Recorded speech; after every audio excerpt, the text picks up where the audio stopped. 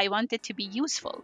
You know, I am funded by taxpayers' money, and I want whatever I do to be useful to the community that I serve.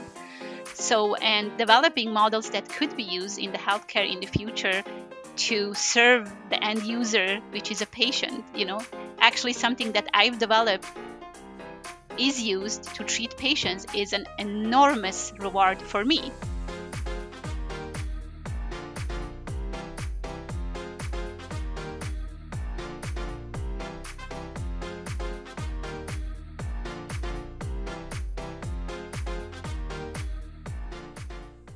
Hey everyone, I'm Costas. Hi, I'm Lester, and welcome to another episode of What's with RWE.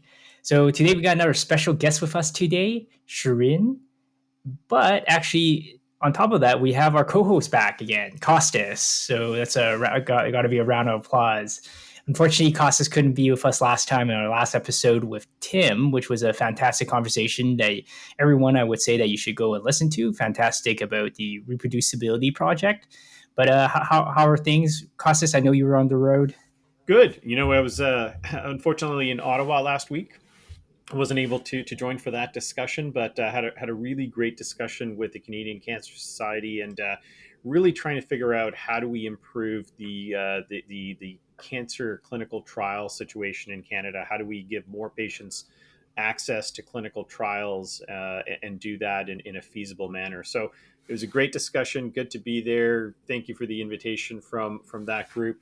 But I'm really excited actually for this conversation here today with a great collaborator for Exactis. We've done quite a bit of work, but maybe I'll shoot it over to you, Lester, to give us a little bit of background, and then we'll dive into some questions. Absolutely. I want to keep it a little bit short because Dr. Shirin Anger has a ton of titles, and on top of that, a ton of acolytes. So here are just some of the snippet highlights. So Dr. Shirin Anger is a professor at the university, or McGill University, and is director of the medical physics unit. She's also a a Canada research chair in medical physics. She's also co-director of FQRS's Experimental Therapeutics Axes, and she's also an associate academic member of Mila. So Mila, for those of you who aren't familiar with Mila, it's really one of the preeminent institutes around AI in Canada. That's where some of the actually one of the founding fathers of what we would consider sort of the current situation with AI is founded the organization, and Shirin is a member. So thank you very much, Shirin, for joining us on the podcast. Thank you for inviting me. It's a pleasure. Excellent. I know we had some technical issues beforehand, so I'm glad we were finally able to have a conversation, at least on the podcast. So thanks a lot for joining us. I'm going to start things off, Shirin, slightly differently than usually we ask the guests to kind of describe a little bit about who they are and how they got to the position that they're in right now. I'm going to actually change it a little bit because let's see if we can, from what we understand, a lot of the viewership is within the first 10 minutes of an episode. So we'll just jump right into the AI component, if that's okay with you. That's okay. I knew you were going to be good with it. So you work at a very interesting kind of area in that you're in the intersection between physics, engineering, and medical, and arguably biology as well. And you leverage a lot of artificial intelligence in some of your work, both your studies and also some of the development that you're doing as well. So maybe to start things off on a very broad scale, from your perspective, if AI is able to get to the place where you believe it can get to, what are some of the, changes to healthcare or the healthcare system that you think will come about from this? What are some of the kind of the big changes that are positive? And in the worst case scenario, if AI becomes something that's maybe an alternate universe, what are some of the biggest challenges in terms of what it could become that would be kind of more of a negative side of things? Maybe we'll start there. Yeah, so let's start with the negative parts. So any type of AI model needs to be trained or based on real world data. And I think if our data is not representing the populations that we are serving, then then it will be dangerous. We have right now. I'm in the oncology domain, so whatever we develop is trying to solve unmet needs in oncology. And most of the models, for example, they are not trained on the pediatric population. We do have children who have cancer as well. The diversity in socioeconomic groups. So if we look inside Canada itself, um, male and female populations, and so on and so forth. So I think um, a danger is that the models are not general. They are trained on a subset of a population, and then we then try to solve a more general question or an unmet need. So we have to be careful in um, use of models which are developed on a very subset of population. So that is right now, right at this specific moment in time, one of my concerns. Yes. So, but also, if we generalize this, if we would have it, looking at it in a global perspective, for example, looking at developing countries, um, again, we develop if we develop models incorporated in medical systems that we then um, export or sell to the developing countries that are not trained and based on that population, that's also a very big danger. Uh, so again, it's many people talk about garbage in, garbage out. So here our data is very, very important. Actually, the data is as important as the people sometimes concentrate a lot on the models themselves or the AI part of the equation, but the data is very important. So we need to always be mindful of which populations we are serving, and whatever um, uh, unmet need that we've tried to solve, either a software that we've developed for clinical application, or software that supports a hardware component that again answers for an unmet need. It must be generalizable based on all the members of a population that we are trying to um, serve. And the positive ones is that, in Canadian healthcare system right now we have shortage of staff. We have long waiting times. We have people who are waiting for their treatments. So AI hopefully can automate um, and help healthcare to um, to to both, so that there are AI can be used in so many steps in a healthcare system, and it can help to um, answer some of the needs when it comes to personnel shortage. It can also remove some of the inter and intra observer variability amongst the clinicians. It can help, yeah, to both diagnose and more accurate treatments. Um, so it can both um, help to increase the outcome, the quality of the treatment, and then decrease the shortage of personnel, cutting the waiting times a little bit. However, all of that again is based on the data that we have when developing and training these models. So, Dr. Enger, let me ask you, sitting here in Canada, what do you think the status is of the data, uh, generally speaking, at this point? Is there enough of it to serve our needs as a Canadian population, developing tools for our healthcare system, or is there something that we still need to do to be able to enable that development? Oh no, we do not have at all enough diverse data. So historically, different researchers in different hospitals, they have their own little local data sets. They've developed something, they publish, or they perhaps sometimes collaborate with a company, commercialize um, part of their innovations. It's very um, tailored to that specific population that they've trained the models on. Mm-hmm. So in Canada, right now, we do not have a pan Canadian database with a diverse data set. so that whatever model we develop is actually trained on this very diverse data, pan-Canadian data set, and tested properly and validated, so that it can be used as a general tool in all hospitals across Canada. So we do not have that. So I got a question that might get us all here in trouble. So maybe I'll ask that after this more easy kind of question. But of course, I think I said that you work in a very interesting space. At least for myself, I dabbled a little bit into disciplinary work when I was in grad school as well. But you're yourself doing engineering, physics, medical. I'm sure a little bit of biology as well, and of course now using AI tools. Can you share with the audience your journey to getting to the position that you're in? I know that you are, you had your postdoctoral work at Université Laval, and then you also did your PhD at Uppsala University. But how did you get to kind of the place that you're at right now? Well, I think, and I tell my students often, I never let anybody label me. I'm a very curious person, and whatever I want to learn, I do it. And many people, they have this kind of mental barrier. They put themselves in a corner or in a box. I'm a physicist, I'm a clinician, I'm a nurse, I'm this, I'm that.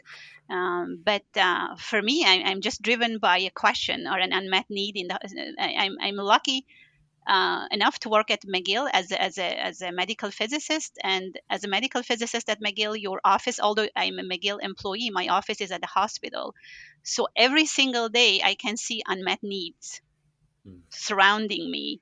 Lots of questions. Um, some of these questions, me and my team, we can think, and then we come up with new solutions. We have many patents, come up with new innovative solutions, have to solve an unmet need in a clinical environment. Sometimes we improve on already existing software or equipment, and we are lucky to work with very talented clinicians.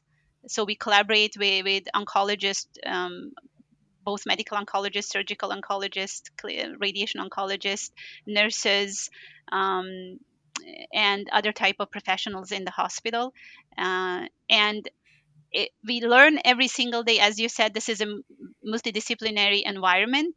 And I think that's what drives me, is that I learn a new thing every single day. I learn something. So when I started, for example, my lab in the beginning was a lab that we were doing brachytherapy, which is a form of radiotherapy. And then I started to do a little bit of AI. And many of my colleagues, for example, they would tell me, but you're not an expert in AI. It's like, well, I learn. So I started by collaborating with an expert in AI. And then with time, I had my own branch of my AI lab, which is growing and is actually the biggest branch of my research right now. And I didn't let anybody stop me.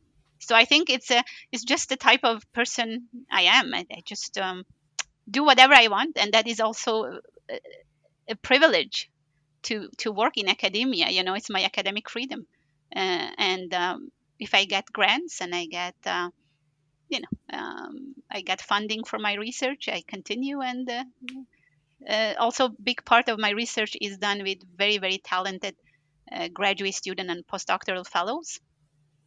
So McGill is a very good environment to recruit students from, and they are very hardworking. So they've been helping me building up this branch of my lab, and I learn from them also every single day. And that's also one of the benefits of my work, to be able to be surrounded by this very talented young people. It keeps me young, but also it keeps me curious. And I'm very fortunate to be surrounded by both my graduate student, my postdoctoral fellow, undergraduate student. We have also a big population of undergraduate student. We have to feed the pipeline all the time, and clinicians here at the McGill Teaching Hospitals. They incorporated my entire research group. Right now we are 28, and we work in a hospital environment, and we work very well together. So, all in all, I think it's the environment itself that triggers the innovations in the lab. It is my students, and then also a little bit of curiosity in myself. I think if I would work 8 to 5 with something that I know very well every single day, I would be very bored. I have to always be in the boundary of something that I fully don't understand to be able to learn more. Yeah, I'm curious. Does your curiosity come from your parents or a relative that was maybe an engineer or somebody in the medical profession, or this just natively just it's like genetics or something that just I don't comes from know. yourself? I actually don't know, but I know that I was very, at a very young age, I knew that I wanted to be a scientist. And I think it was triggered by my uncle giving me a set of cards. Um, and it was scientist card. I don't know if you've seen it. He gave my brother a set of cards with cars. If you, I don't know, Costas, maybe you remember when you were smaller cards with cars, different engines and the speed and so on. Have you Hmm. seen this type of I've seen those deck things. of Yeah. cards? Yeah. So and to me he gave scientists. So it was the same. So it was the scientist name, and then what they do, what they've been famous for, and so on. And it was a deck of card with 52 cards. So 51 were men, and it was Marie Curie. uh, so when I would play with my brother and the cars, it was very easy to know which one would win, the one with the biggest engine or could fastest car and so on.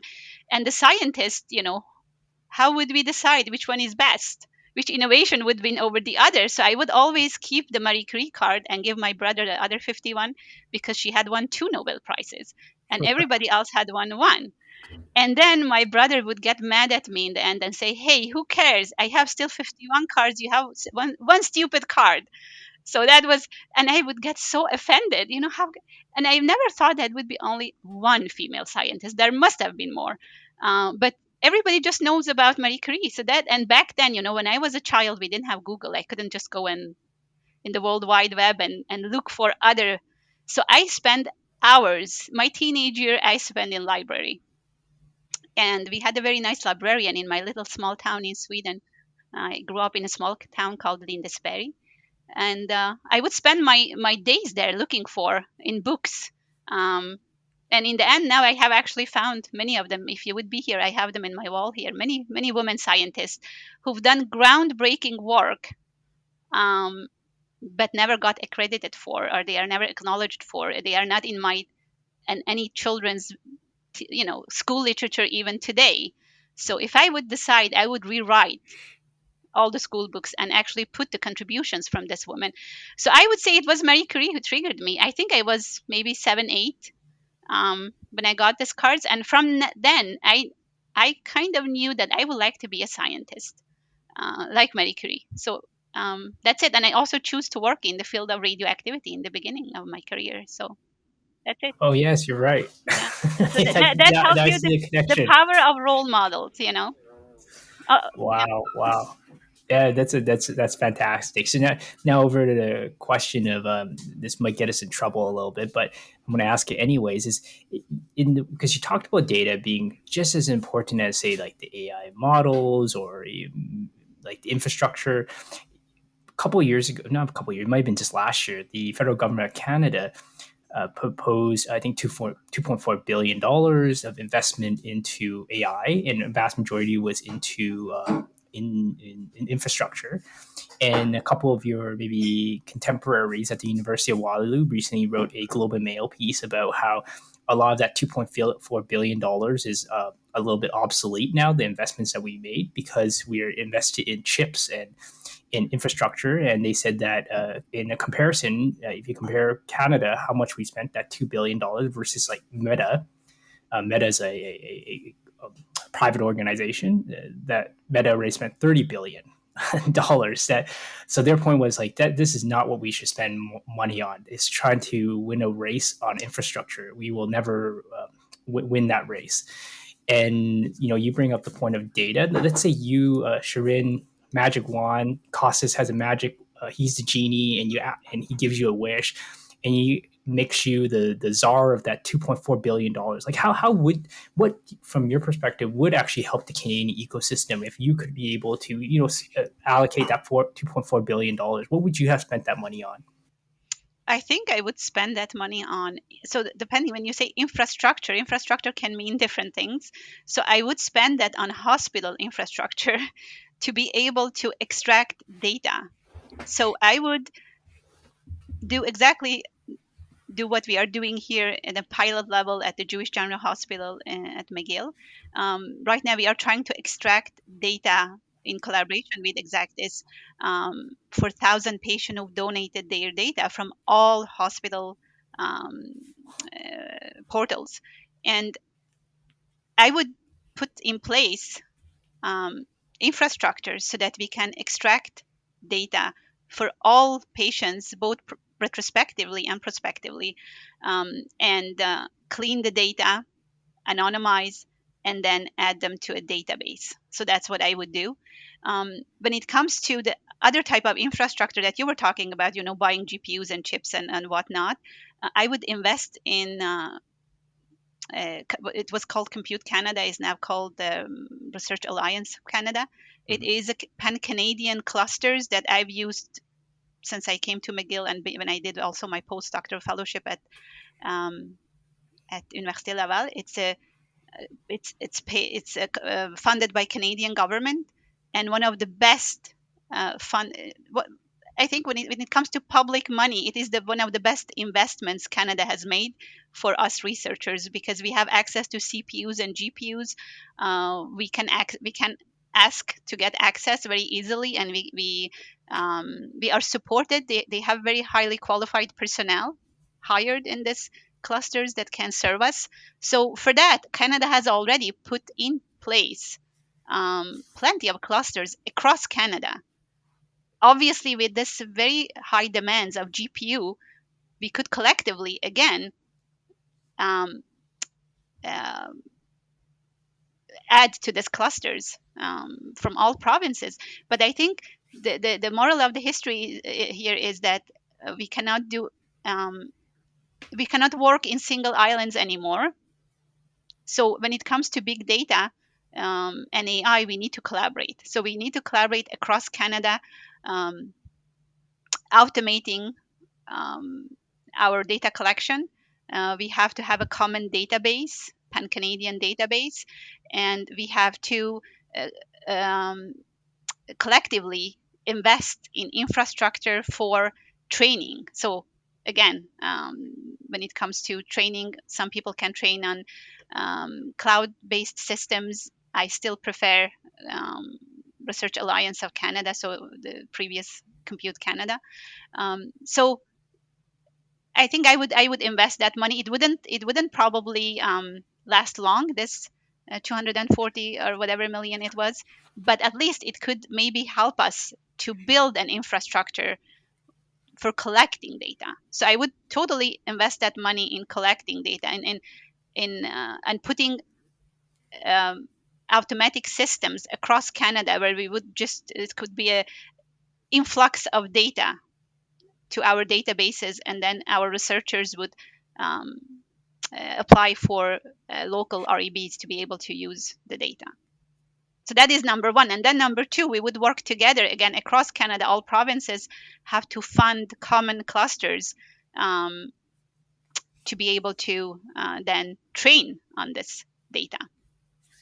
Because as you know, again, there are strict rules on uploading data into um, cloud-based system for training and so on. Most of this clusters that we have at the Compute Canada or Research Alliance of Canada, that is called now, we have local ones in each province. So we have those in Quebec, in BC, in Toronto, but we can also use each other's clusters when they are not used by the researchers in that province. So it's a very collaborative system already put in place, funded by Canadian government.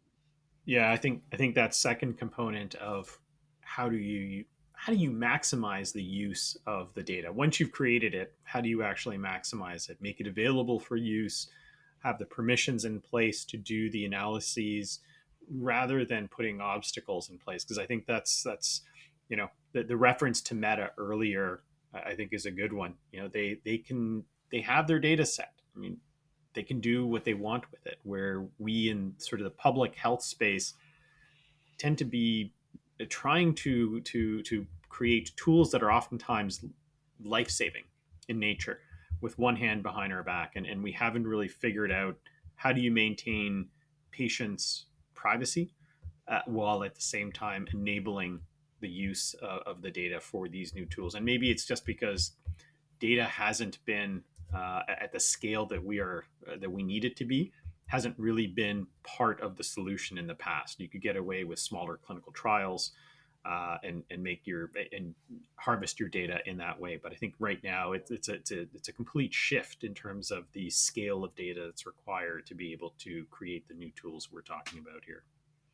Absolutely, and also asking patients for consent. It's ultimately it's the patient's data, and if the patients choose to donate their data for research or commercial use to develop future drugs for them, then it's their choice. So we should put in place automatic consent. So every patient that comes in consents to donate their data, um, and then put in place guidelines for um, ethical review boards at each hospital have to deal with this, because right now I think um, they are not fully equipped with these big demands that come. Yeah, The ethical boards at each hospital right now are receiving plenty of requests or proposals for AI based projects, and maybe the committees are not trained really to handle this proposal. So it takes a very long time to get an approval. Um, so having a database with already approved data, so it's gone through the ethical board of all of the hospitals, so we have a clean data donated by the patient, so it's consented already. It is approved, and then the researchers who want to use it, or the commercial companies as well, they can apply for a secondary use um, REB, which could be standardized across Canada, yeah, um, and make it easy for people to access the data. I think that's and also if we explain for the patients the benefits they will have in the future. If we have a diverse set of data, I think most of the patients are very willing to donate their data yeah. to this database. I couldn't agree more. When we're often asked about the patients who participate in our data bank. You know, clearly there's something in it for them, or why would anyone want to consent to their data being used, or this must be a small subset of patients that you approach. And our experience has been that I think it's over 90% consent rate, um, you know, based on the patients you approach, um, to contribute their data. Most people want their experience, especially when they're going through cancer, to matter. And this is an easy way, not there's no additional blood required. There's no other intervention that we're asking them. It's really just let us learn from your journey, and most patients are happy to have that as part of the meaning of their journey. So I would say the concern that you often hear that this is another burden that we're placing on people and they would never want to do it is clearly not is not there. It's a bit of a manufactured. To your point, the meeting that I was at last week, I think there is very good progress in terms of a national REB system, where Research Ethics Board, for those of our listeners who may not be sort of up to speed on some of these acronyms, but the Research Ethics Board being a body that you can submit to gain access to data, to review the analysis or the experiment that is being conducted, to ensure that it is following good procedures and ensuring privacy and all of those good things. So the rather than going institution by institution or even province by province, having some sort of a national review process, I think would definitely accelerate the ability not only to conduct these studies, but to work in between different institutions. And again, getting to that question of can we hit scale um, with our research? Or at least having the same guidelines. So if we have a national guidelines um, that all the research ethical boards are following, it will make it much easier as well. And also many people, they are not aware that any type of AI based research goes through and detailed scrutiny in each hospital. So we do have put very strong system in place that the data is not misused. Hmm. So every single study done on patient data goes through this research ethical board and investigated in detail both the methodology, its use, and the rationale, all the hypotheses, and so on. So it has to be a proper scientific question asked, and the methodology must be rigid, and so on, before it gets approved. And the data handling is one of this also issues when it's AI based projects, that um, how the data will be handled, the patient, um, the it's so having a database where this already has been taken care of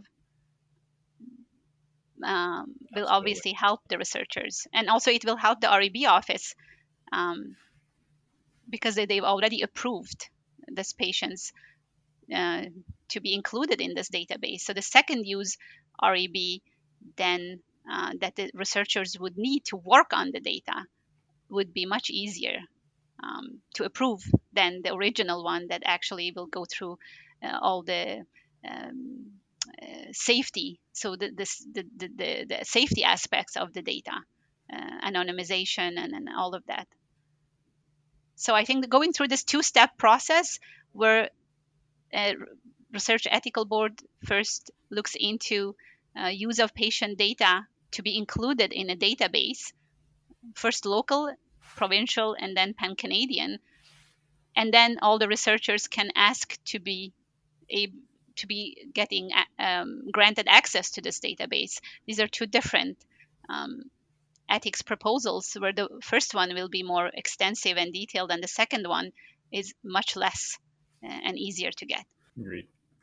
So there are all kinds of obstacles and challenges, but I think my question, sorry, Lester, is what is the most exciting thing you are working on right now? What is really just got you excited about the possibilities of where we are? I think I just before I came to this meeting, I was in another meeting where we had a meeting with the basic researcher. So we are looking at chromatin pattern that we investigate in patients' histopathology slides. So when patients get a biopsy, they take a we biopsy and make slides out of their specimen, and the slides we scan them. So we have digital images, so digital pathology, it's called. We have digital images of this biopsy, and by investigating the pre-treatment biopsy of the patient, we can predict outcomes. Um, so right now we've been looking at um, nuclei size of patient, which we found is a biomarker for predicting outcome. And now we've gone a step further in detail and see if the chromatin packing can actually be another biomarker.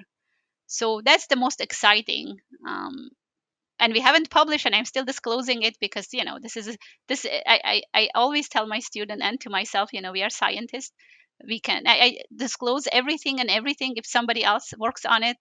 Also, it's very good. I think it's we benchmark each other. If we come to the conclusion that chromatin indeed, chromatin packing for radiotherapy patients specifically um, is a biomarker, and others come to the same conclusion, it means that we are right. So please, more groups should investigate this. So that is for me right now very exciting because it enables us to um, correlate basic research that we are doing in the wet lab on cells to actual histopathology of patients, and then predict outcomes. So in the wet lab right now, we are investigating different cancer cell lines, and we can see that some of them are more radiosensitive than the other, are more susceptible to certain type of treatment than the others.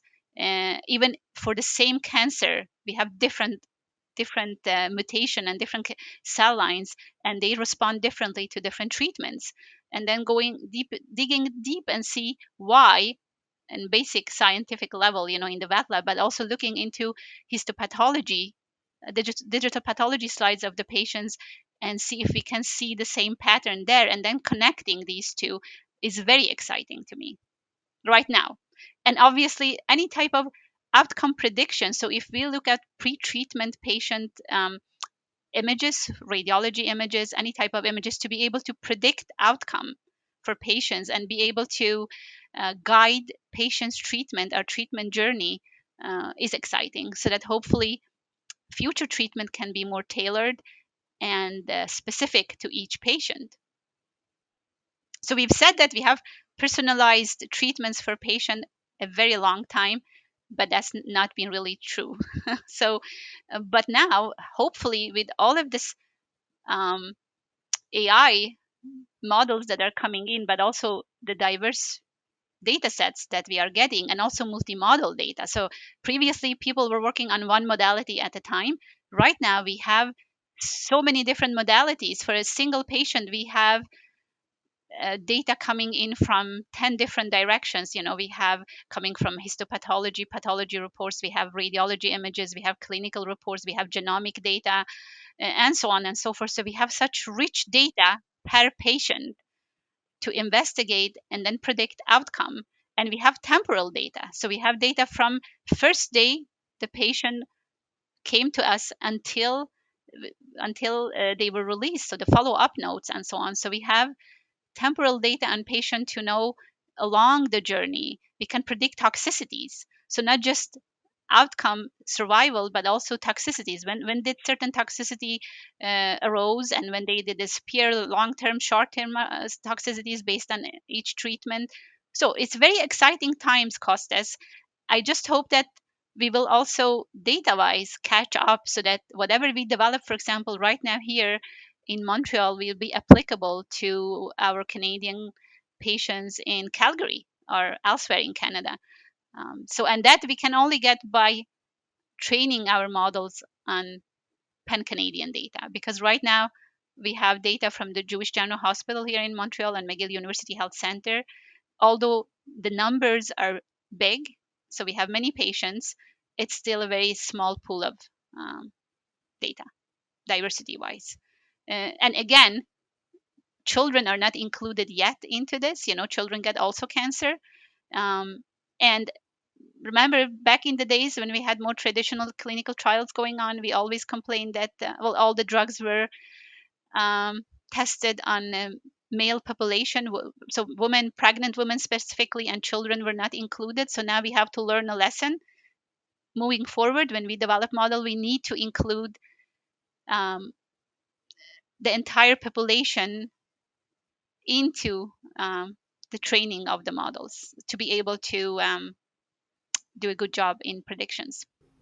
And you know what, it's almost inexcusable right now, because if you think about it, there was a concern about the risk to these different populations who maybe would respond differently to the drugs, or the consequences to an embryo.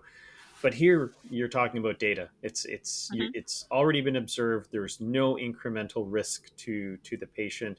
Not using the data that is already in hand to feed into models that you're going to be putting into clinics is it's inexcusable. I think from our perspective. I agree. Actually, I think you something that might be helpful for the audience. Let's just assume, because we have quite a diverse group of. Sorry, I'm using the word diversity, maybe somewhat incorrectly here. We're constantly using it right now in this podcast, but the idea here is a lot of folks that listen to this podcast may not be familiar with the work that you do, Shirin, right? Like they may not even be familiar with what does a scientist do, right? They may think, oh, they may think of a scientist as, like that evil person in the movie, right? The movies never makes, sometimes it's like positive, sometimes it's negative, right? Like it depends on the movie, right? So maybe if you could maybe walk people through a little bit about your a little bit about your scientific process or your scientific approach, and how you deploy artificial intelligence or AI, or like how do you decide when to use what? It's because it's such a blanket term, it's such a hot topic right now.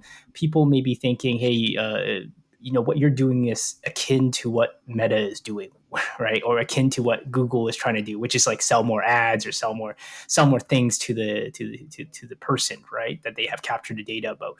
Like maybe you can walk people through like what does a scientist do? What is the day in the life of Shirin Oh, from a scientific perspective? yeah. So obviously, I do other things than AI. So what I do is actually to guide a very large team of young researchers. So I myself nowadays do not do any science. I come up with ideas and I mentor and guide graduate students and postdoctoral fellows to do research. So they are sitting now in their offices and doing research while I'm sitting here speaking with you. So my role is to teach, to supervise, to come up with ideas, to write grants. So I have to find money to pay for all this amazingly smart young people that can conduct research. So most of my time goes to writing grants, grant application both at the provincial and the federal level, uh, to fund my projects. And then I look for smart students that can do the work because I am a single person. I have 20 different projects. I cannot do all of them by myself. So I then mentor this postdoctoral fellows and PhD students that do the actual work. So we are a big team and we are multidisciplinary. So some of my graduate students, they are in computers, they have computer science background, some are engineers, some are clinicians, some are medical physicists and so on. And together, all of us, what we have in common is that we are trying to solve or address unmet needs in oncology, but now actually we're starting to go broader than oncology. So especially for the AI projects, we are answering unmet needs in healthcare in general. So we started in oncology and we are going beyond oncology now. And what type of questions or what type of unmet needs are we solving right now or addressing? And it is, for example, as I told you, in at least in the oncology, we've claimed for a very long time that we offer personalized treatment to each patient, which is not true. You know, when we have a patient coming in, depending on a cancer site, stage of cancer, and so on, we offer a certain treatment. The oncologist follows a protocol, which means that they offer a certain treatment, certain dosage, and so on. So all the patients under this umbrella get the same treatment, um, while every single of this patient is different. So this is an unmet need for me. So every single patient that comes in should be given a specific tailored treatment for that specific patient. And I'm hoping by having this very multimodal data for each of the patients that we have in the future, we will be able to tailor treatments that are very specific for that specific patient. So that is one project. Other projects are, for example, we are working with GI department at the hospital. They have a very long waiting times for colonoscopy, and we are working to triage patients. So based on many clinical inputs, to be able to triage patients to colonoscopy. So those who are not have a very acute disease, they can wait, and those who are very have a very acute disease, they can be fast forwarded to colonoscopy. So we are helping, for example, with waiting times in this. So triaging patients, we use AI for that. We are helping dermatologists to predict melanoma. We are doing so many different projects. We are helping to segment in radiation oncology, for example, the tumors need to be segmented by radiation oncologists, the organs at risk, and all of them are done manually on patients' CT or MRI images. We are helping to do the segmentation with AI, which becomes automatic. There are many commercial solutions already existing for AI based segmentation. However, they are not trained on the populations of patients that we have. So some of them, they are actually not doing very well. And in-house model are working much better because they are trained on our own populations. And this again tells you a lot about the diversity of data. For example, right now we just submitted a paper for our pediatric patients. So the segmentation, I don't want to mention any commercial companies, but the commercial solutions that we have now are trained on an adult population. They do not do well on children. So we had to write our own model trained on our own pediatric population. So every single day we have a new question, and new problems to solve, and it's very exciting. We are helping right now to develop multimodal treatment outcome prediction, and working on both public and local data sets. So there are some public data sets that can help us diversify uh, our data. Unfortunately, not large enough. So we are hoping that exactness in the future will help us to get more diverse data, such that the models that right now we are developing, so multimodal models that we are developing, could be generalizable, so that we could also train on pan-Canadian data and not just our own. Thank you very much for that. So just to be very clear, Shirin, you're not building a predictive algorithm to sell patients Taylor Swift tickets, right? Trying to figure out who is the best person to sell something to. So just to make everyone clear, that's not what Shirin is doing. She's doing some really groundbreaking work to help patients. Yeah. You spoke about this a couple of times, which is like interesting. You brought up multimodal data and different types of pan-Canadian data, diversity of data.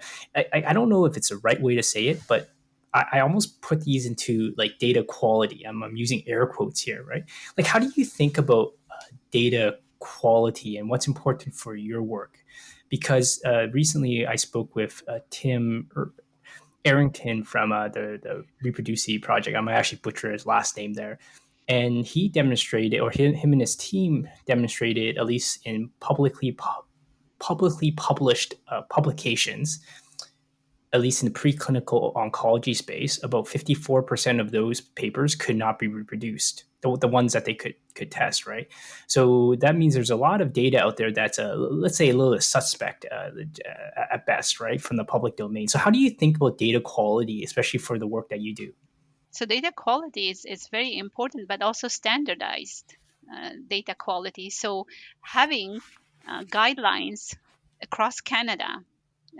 So what type of data we need, what type of data we should collect, and the quality of that data. So we have to come up with guidelines, uh, developing databases to be able to be compatible, with each other. So the quality of data is very important, but also availability of the data. So I can, for example, right now I can develop a model, train it, and publish, and I can claim anything I want. But if others do not have access to my model and the data, obviously they cannot reproduce my results. So I would say quality of the data is very important, but also availability of the models. So as you said, we do not work for any commercial entities. We our end users are the patients. It's patients that we serve. That's what drives us here, and everything that we do more or less is open source. So we put it online for everybody to use and test. So having a database where all of us have agreed on, so a standardized database, quality of this data, but also which features and what to extract from our hospitals to be added to this database.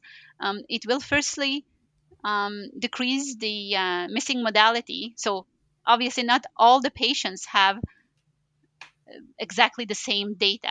The different patients, some of them might have certain imaging modalities, some might have others. So there will always be a missing modality. But at least if they have a certain set of data, when extracting this data, if all of us agree what to extract to our database, and then properly have a proper quality control system, cleaning this data for training. So pre-process and clean the data.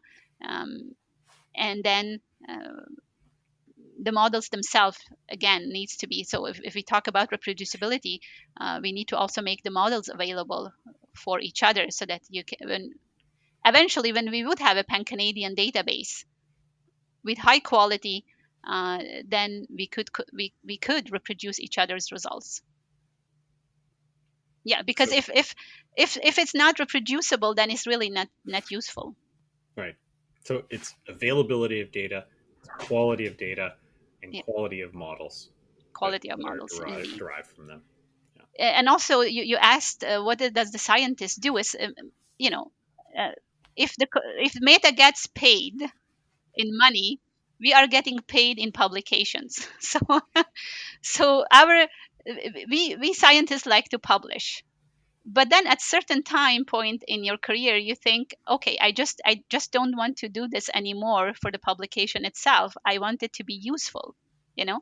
I am funded by taxpayers money, and I want whatever I do to be useful to the community that I serve. So, and developing models that could be used in the healthcare in the future to serve the end user, which is a patient, actually something that I've developed is used to treat patients, is an enormous reward for me. So for me as a scientist right now, what drives me is actually not the publication itself, but to be able to use my models in the future in a system that can serve the patient. So that's what drives us. And again, um, all of that Costa said, having high quality available data with high quality models is very, very important. And none of that can be done by Shirin, the scientist, alone in this little office if we don't collaborate. So without collaboration, we can forget about uh, uh, translating anything to the patient. Well said. Yeah. Yeah. And this could be, both collaboration between us researchers, but also between Canadian researcher community and the industry, both non-for-profit entities, but also for-profit entities. Because as a researcher, publicly funded, we can never go through all the hurdles in Health Canada and fund all of that to be able to reach the patient. So we have to somehow build up a system that we work very much collaboratively in an environment, researchers, non-for-profit, and for-profit entities, so that we can further develop everything from academia to the patient. And so and we can do that by only um, working scientists in silo. Absolutely. Yeah, completely understand. Completely with you on that front. I know we're running up against time. We're actually over the hour already. This is such a fascinating conversation. So it's very, very quick, right? It's time flies by very quickly. So maybe we'll end things off.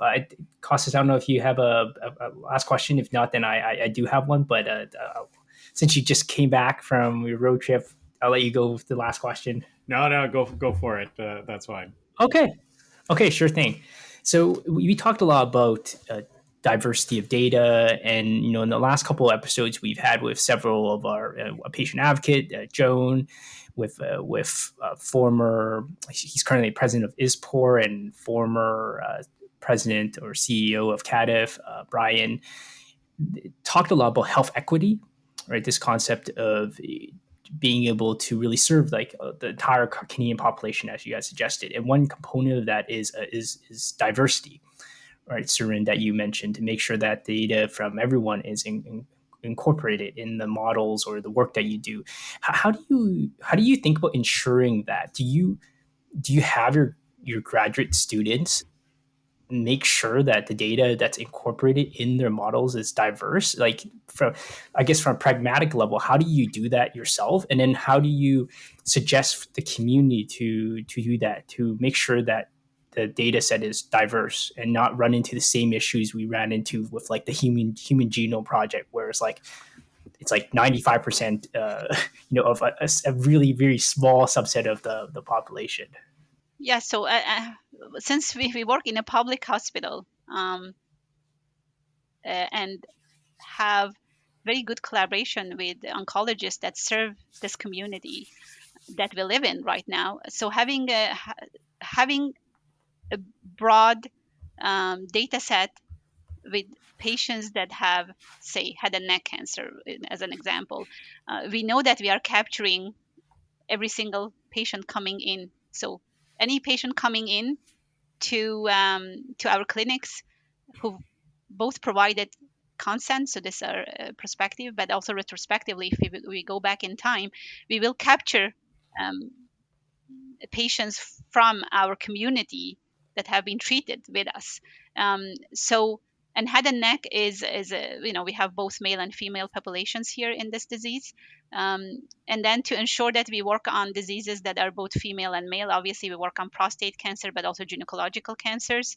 Um, but I think in Canada, so working at the publicly funded hospital and going back in time, say looking at patient data from early, say 2000 until now, you will capture most of the patients who have had cancer in treated in our hospital during this time.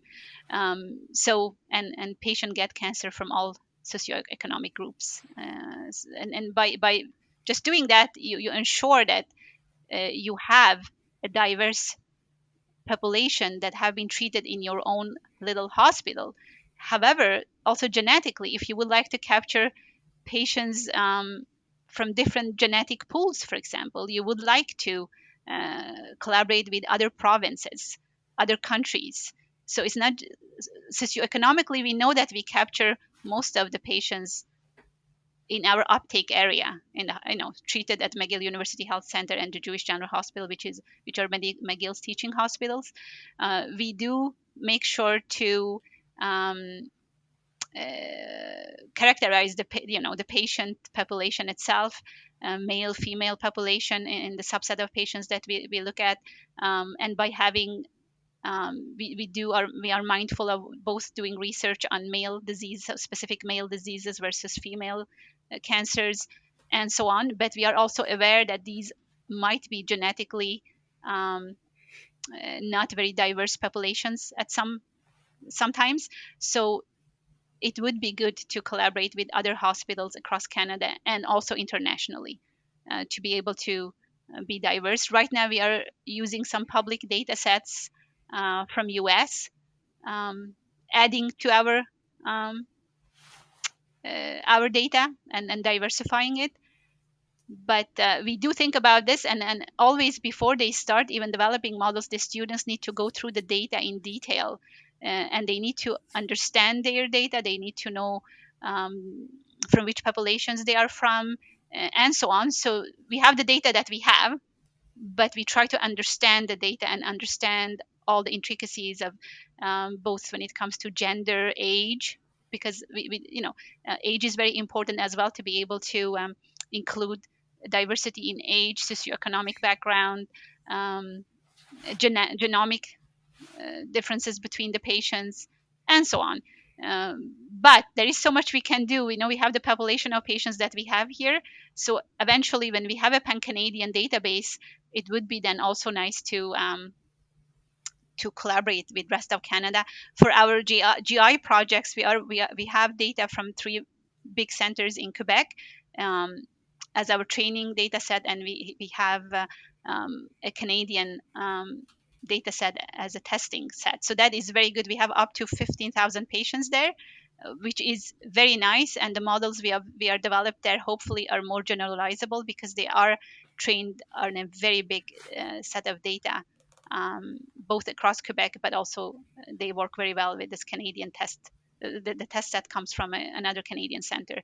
So ideally, this is the numbers that we would like to have, say 15 20,000 patients from different hospitals, um, hopefully from different genetic pools. And if the model works and the testing set from another province, then we are happy with the model, and can, with a good conscience, give the model to other centers to test on their data as well. So federated learning, for example, is becoming more and more popular now when you develop models um, and the data doesn't have to move around. You just it's the model themselves that can be trained in different hospitals on that hospital specific data.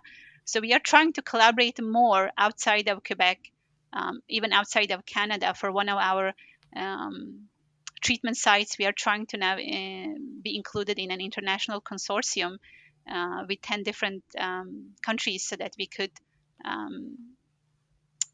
could then test our models on much more diverse data set than what we have even in Canada. So there are, from the scientific community itself, people are getting tired of developing a model, training it on a little local data set and publish. We are not interested in that anymore. Actually, this is my understanding. The last couple of conferences I've been at, people are trying to connect and collaborate, and we are all very aware that sharing data is becoming more and more complex and difficult across, even in Canada we have problems across provinces and across different countries. It becomes a nightmare. So we are trying to build consortiums, either then putting very strong data sharing agreements together, and or develop federated learning based models where the models can be trained elsewhere, and so on. So all of us are very much now aware of this, and we would like to develop models that could be generalizable and to serve bigger populations than what we have access to. Great, great. So it goes full circle to what you had initially said. In order to really be as diverse as possible in terms of the data set, it needs to be pan-Canadian. Every patient needs to be consented, it needs to be part of the program, and so that we can represent all Canadians. And then also collaboration that you've talked about a lot is very, very key. Yes, I think so. I think most of us who really want to make an impact, without collaboration is not possible. We could still publish in our journals and nobody else but us and our peers will read it and cite each other, and that is not interesting for me anymore. I think that'll be our cold open. So that's that last remark you said. We'll use that as our cold open. But it's already over an hour. I don't want to take any more of your time, Shirin, because you have a lot of incredible work that you need to get to.